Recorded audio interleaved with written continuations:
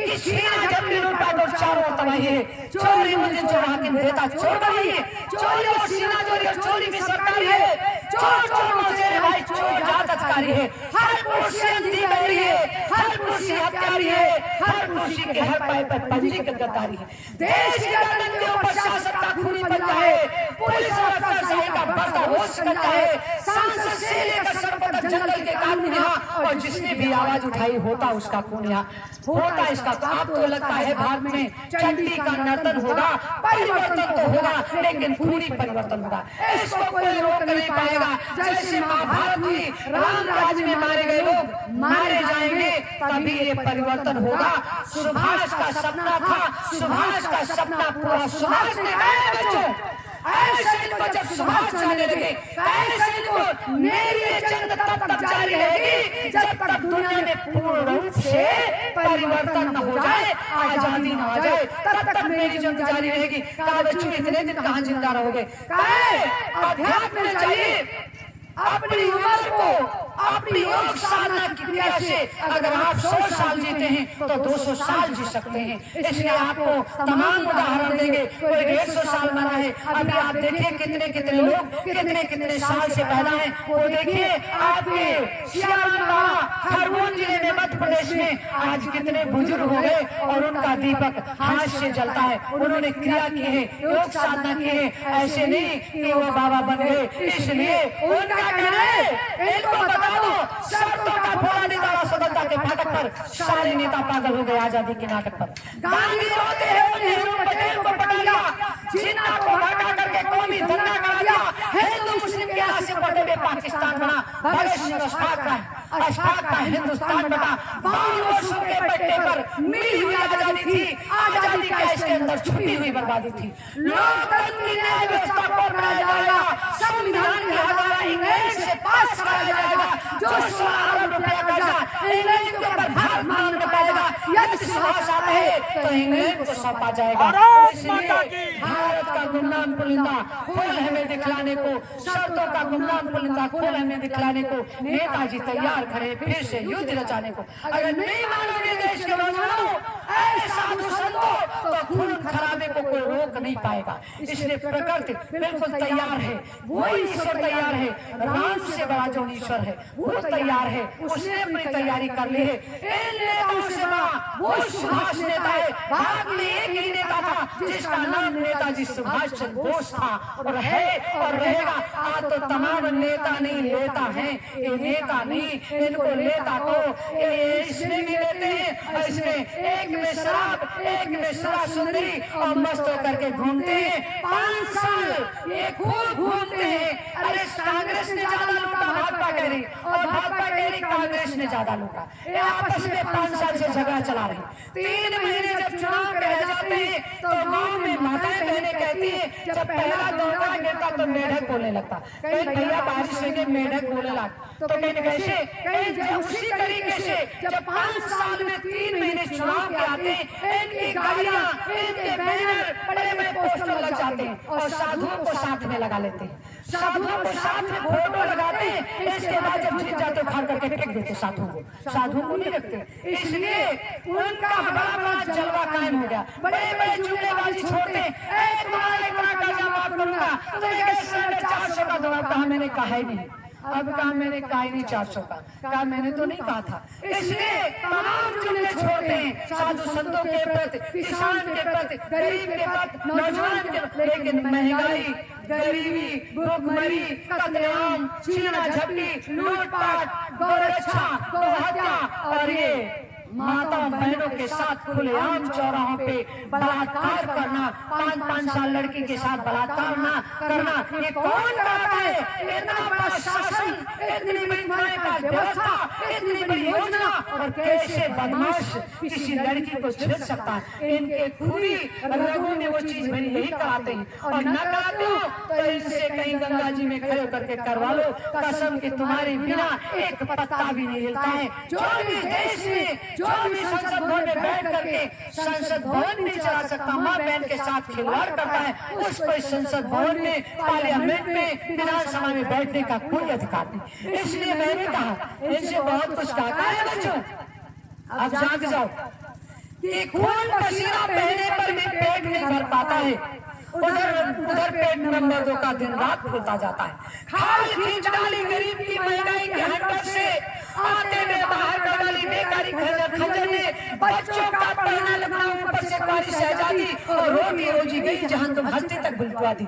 बिना कफन जब बिटिया को जिंदा जलवाया जाता है, लोग का अंदर साफ बन गया तभी समझ में आता है, खत्म नहीं होगा हरगिज़ खाना सल्फात सिखाने का, निश्चित है त्योहार रचेगा यहाँ खून की होली का, कली कली आसमान हर खूनी हर खून होगा, परिवर्तन तो होगा लेकिन खूनी परिवर्तन होगा। ऐ देश के नेताओं, आपसे मेरा हाथ जोड़ करके अपील है, मेरे लिए कोई बुरे नहीं हो, लेकिन इस समय को देखते हुए अपने काम को जो गलत कर रहे हो इसको सुधार करो, नहीं तो न दोजख मिलेगा और न जन्नत मिलेगा। 84 के गोते लगाओगे जैसे हमारे चाचा अटल बिहारी वाजपेयी के बड़े बड़े कीड़े पड़ गए, नहीं पड़ गए, सभी लोग जानते क्यों पड़ गए? इतना महान काम किया, लेकिन सबसे ज्यादा उन्होंने बूचड़ खाने खुलवा दिए तो उनको बाद में पाप प्रायश्चित करना पड़ा। इतना बड़ा दावा करते थे और तुमने बूचड़ खाने सबसे ज्यादा खुलवा दिए, इसलिए उनको पाप को भोगना पड़ा। इसीलिए सबसे मैं सबकी बेटी हूँ, सबकी बहन हूँ, मैं हर नेता से, हर महापुरुष से, हर नौजवान से, हर किसान से, हर भाई से अपील करती हूँ 24 घंटे कि तुम लोग अपना अपना रास्ता समझो। मैं आया था 9 महीने घर में लटका उस गंदे में और सर मुझे इस नर्क से निकाल दो, मैं प्रभु तुम्हारा नाम लूंगा, अच्छे काम करूंगा, अच्छे काम करके मुझे फिर वापस लाओगे। नहीं किया ना, ये बड़ी बड़ी माया, बड़ी बड़ी सुंदरी, बड़े बड़े बंगले, बड़ी बड़ी गाड़ी में फंस गए। अरे दादा, ये गरीब दिन भर मेहनत करता है, दिन भर मजदूरी करता है, दिन भर खेत में मरता है, सदियों मरता है, बुढ़ापा जाता है, लेकिन एक 5 साल में विधानसभा, जिला पंचायत और बंद करके और संसद भवन में बैठ करके सांसद प्रधानमंत्री 5 साल में कौन ऐसी खेती किए हैं? कोई खेती करते देखो, कोई मेहनत करते देखो, कोई उनको काम करते देखो, उनके पास गाड़ी बंगलों की लाइन लग जाती है। हमारे ऋषि मुनि भी उनके साथ भागते रहते, कहते यार इन्हीं के पास पेट भरेगा, इन्हीं के पास चलो, सब भागते जाते हैं। क्यों ऐसा करते हैं? जो आज का नेता है, आज का राजा है, वो राजा कौन है? राजा है प्रजा। जो वही ऊँट से तुम राजा बन जाते हो, दिल्ली में बैठते हो, संसद भवन में बैठते हो, विधानसभा में बैठते हो, पूरी दुनिया को नचाते हो, तो राजा नौकर होकर के राजा नौकर की मार खा रहा। आज राजा ही वोट देने वाला नौकर की मार खा रहा, और राजा किसान है, राजा मजदूर है, इसलिए किसान के काम करने से दुनिया का पेट भरता है। पेड़ पौधे, पशु पक्षी, चिड़िया, जानवर, इंसान सब उसी के काम से, उसी के किसान के पेट से, मेहनत से सब लोग खाते, उसी को धोखा देते हो। ये नहीं चलेगा। अंग्रेज जब 200 वर्ष आए तो कहे ये जाने वाले नहीं, तमाम गरीबों पे जुल्म ढाया और लोगों ने ठान लिया मेरे बाबा को ऐसा अत्याचार किया, मेरे बाप के साथ अत्याचार किया, मेरी माँ के साथ अत्याचार किया। गरीबों ने हथियार उठा लिया और हथियार उठाकर अंग्रेजों से मुकाबला किया। नेताजी सुभाष चंद्र बोस, भगत सिंह, चंद्रशेखर आजाद, राजगुरु अशफाक खां, वीर अब्दुल हमीद, लाला बधाई, वीर शिवाजी, महाराणा प्रताप सिंह जैसे लोगों ने घास की रोटियां खाई, तब अंग्रेज भारत से गए थे। आज ये बड़े बड़े मारो चीज खाते हैं, लेकिन ये हमारे चाचा बापा उन गोरे से काले बड़े खतरनाक। उनसे मैंने कहा इनको भी जाना पड़ा। मैंने इनसे क्या कहा कि आप 4 महीने से जब तक सिंहों की संतान नहीं, भरत उसकी स्थानीय है तुमको पहचान नहीं, एक नंबर बना करके फिर से बदल हुए, पैसे से कहा करके 2 पैसा ढूंढ करे, याद करो तुम हमने पैदल कई चला, हिंदुस्तान ने बोलने की जय वाला, याद करो दादी ने झटके में डुबा दिया, ढाका में जलन में दूध खड़ी का पिला दिया, याद करो 90,000 और बदली बादशाहों को, याद करो शिमला समझौता भारत सरकारों को। आपकी जंग छिड़ी तो सुनो, नाम निशान नहीं होगा, कश्मीर तो होगा लेकिन आतंकवाद नहीं होगा। ऐ देश के नौजवानों, माताओं, बहनों, अपने को पहचानो, उन माताओं को याद करो जिन्होंने हंसते हंसते अंग्रेजों का मुकाबला किया। 3059 माताओं ने जान की बाजी लगाई। महारानी लक्ष्मीबाई, अहिल्याबाई, जीजाबाई, दुर्गाबाई, कमलाबाई, शीलाबाई, मीराबाई, 3000 माताओं ने जान की बाजी लगा दी। तो इन नेताओं से हर बार संकल्प होता है, उस नारी को देखिए, सीता न होती तो परिवर्तन नहीं होता, द्रौपदी न होती तो महाभारत नहीं होता। और अंग्रेजों के समय में अगर उन नारियों से पूछे महारानी लक्ष्मीबाई, अहिल्याबाई, जीजाबाई न होती तो भारत से अंग्रेज नहीं जाते। नारी सृजन भी करती है और नारी संहार भी करती है, बिना नारी के किसी युग में नहीं हुआ। इसलिए मैंने नेताओं से कसम खाई है, मेरे वहां होंगे तुमसे एक दमड़ी और एक प्रश्न नहीं करेंगे, तुम्हारी सुनेंगे, तुम्हारा स्वागत करेंगे, लेकिन जब मेरा समय आएगा तब तुम कौन सा स्वागत करोगे? मेरे पर डंडे चलाओगे, मेरे पर बंदूकें चलाओगे, मेरे पर गोली चलाओगे, तुम्हारा एक भी नहीं चलेगा। ये बिल्कुल पक्का लिख लो। मुझे 25 साल हो गया है, मैंने मोदी से मिल करके बात की, ममता बनर्जी से मिल करके बात की, मेरी माता जी इंदिरा जी से मिल रही थी, उन्होंने भी चुप्पी साध ली थी। मैंने कहा मैं करूंगी इस देश का कायाकल्प। जो सुभाष ने मुझे एक बेटी के तरीके से अपना खून मेरे लोगों में फैलकर कर दिया है, मैं उस खून की कीमत चुकाऊंगी और चुका करके तब जाने वाले। वैसे नहीं जाने, जैसे अंग्रेज भारत से गए वैसे ही इनको भी जाना होगा। राम आ गए, अब ये लोग अपनी तैयारी कर लें और हम सुभाष के आने की तैयारी करेंगे। मेरा संकल्प है, मेरा वादा है, तब तक जब तक भारत में पूर्ण आजादी ना जाए, दुनिया में राम राज्य ना आ जाए, दुनिया में संत राज ना आ जाए। संत राज होती है क्या, उसको दिखा करके दुनिया को जाएंगे। ये चीज मेरा एक संकल्प। मैंने कहा सुभाष से, जब मेरी मुलाकात हुई, मैंने कहा कि राष्ट्र महानायक सुभाष का सपना मैं साकार करूंगी, बांग्ला पाकिस्तान इंडिया तीनों पर अधिकार करूंगी, चप्पा चप्पा भारत माँ का फिर से मुक्त कराऊंगी और दिल्ली चलकर लाल किले पर विजय ध्वजा फहराऊंगी, संगीत सुशीलाबाई बनकर बकाया आविष्कार करूंगी, बांग्ला पाकिस्तान इंडिया तीनों पर अधिकार करूंगी, मुझे चुकाना पड़े चाहे जो पीछे कदम न धरना है, एक लाभ लक्ष्मीबाई का उसको पूरा करना है। मैं जमात देवी भारत का संहार करूंगी, बांग्ला पाकिस्तान इंडिया तीनों पर अधिकार करूंगी, राष्ट्र महानायक सुभाष का, राष्ट्र महानायक सुभाष का सपना मैं साकार करूंगी, बांग्ला पाकिस्तान इंडिया तीनों पर अधिकार। तय मेरे देश के नौजवानों, जहां तक मेरी आवाज जा रही और जहां तक मेरी लाइव चल रही हो, जहां तक मेरी आवाज है, ये बिल्कुल हकीकत है। मेरी नेताजी सुभाष चंद्र बोस से 90 में मुलाकात हुई, उनके पास 5 साल हम रह करके सारी इस भारत के, इस दुनिया के भविष्य को बदलाव के लिए मैंने उनसे बात की। उन्होंने पूरा वादा किया कि जैसे राम को लाएंगे वैसे सुभाष को लाएंगे, सुभाष के लिए हम आंगन सजाएंगे, लेकिन राम के अंगना में उन्होंने सजा, लेकिन सुभाष के लिए पूरी दुनिया सजा के रखेंगे जब आएंगे।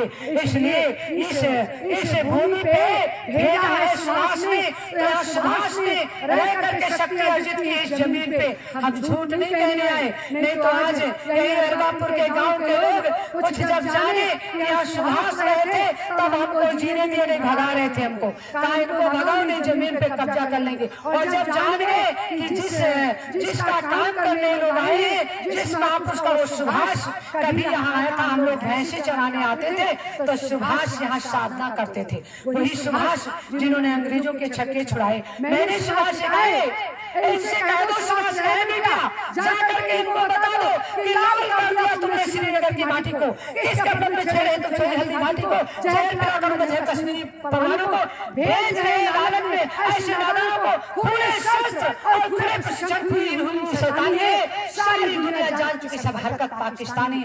बहुत हो चुकी मक्कारी, अब बहुत हो जाए हस्तक्षेप, समझा दो ना फिर भड़क उठेगा पूरा देश, देश हो गया अब मार पड़ाया जाएगी, पाकिस्तान के हर कोने में त्राह त्राह मच जाएगी। क्या होगा अंजाम तुम्हें इसका अनुमान नहीं होगा, काश्मीर तो होगा लेकिन आतंकवाद नहीं होगा। इसलिए हमें बहुत कुछ मेहनत करनी पड़ी है, इस सुभाष के लिए कोई मेहनत नहीं, क्योंकि सुभाष आएंगे, सुभाष के द्वारा ही दुनिया का कायाकल्प होगा। और घर घर में जैसे राम की पूजा होती तो सुभाष की पूजा होगी। दादा जाना नहीं, अभी प्रसाद लेकर के जाना।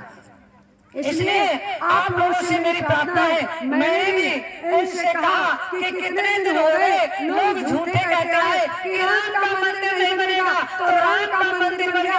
अब मेरी भी झूठी कहानी पूरी कर दो सच्चाई, तो आज कल में कोई शक्ति आएगी जरूर। मैंने भी इस पृथ्वी माँ से गंगा जी से संकल्प लिया कि आज 23 जनवरी कल राम आए थे और आज मेरे सुभाष जैसी कोई शक्ति आ जाए तो हम लोगों का ही नहीं पूरी दुनिया का कायाकल्प हो जाएगा और ना कोई संत उठेगा, न कोई किसान उठेगा, न कोई मजदूर उठेगा, न कोई बवाल करेगा। सब लोग ऐसे महापुरुष को देखने के लिए एक जज्बा लाएंगे और परिवर्तन के लिए सब तैयारी करेंगे कि हम तुम्हारे साथ हैं, आप परिवर्तन करके जाओ। कोई माई का लाल आपको छू नहीं सकता जब तक आप परिवर्तन नहीं कर दोगे। इसलिए संकल्प करके जाना होगा। आज कितने लोग संकल्प कर रहे हैं कि सुभाष के आने का संकल्प करना है, सुभाष को लाने का संकल्प करना है, परिवर्तन लाने का संकल्प करना है, सतयुग लाने का संकल्प करना है, माँ बहन की रक्षा को करने का संकल्प करना है, गौ रक्षा करने का संकल्प करना है। इसलिए मुझे तो गाय ही दिखती है। हमारे साथ जितने लोग बैठते कहते गाय को खिला तो नहीं पाती,